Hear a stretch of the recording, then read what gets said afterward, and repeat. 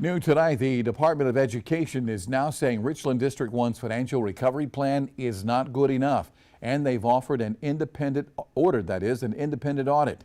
Here's Rachel Ripp.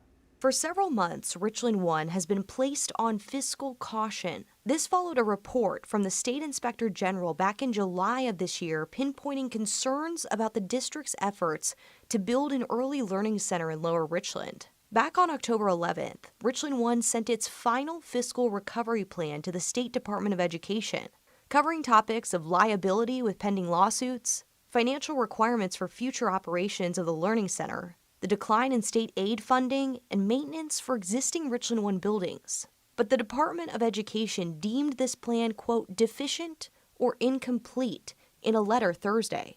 For example, the State Department said Richland One didn't address how it intends to implement controls to ensure funds won't be mismanaged in the future, and that the district did not indicate that estimated recurring costs for the Early Learning Center have been evaluated. Locals who live behind the unfinished Early Learning Center are still upset about how things were handled. Going forward, I would just like them to be more aware of the community and what they're doing to better it, and to make sure they have proper permits and build according to zoning laws and have proper drainage plan before they build so close to a neighborhood. They say they wish they knew about what was happening.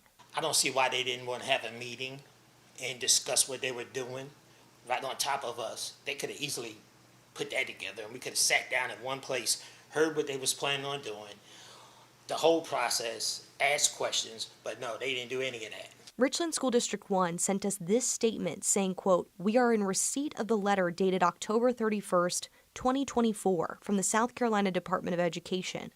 The Richland One Board of School Commissioners will review the letter at an upcoming meeting."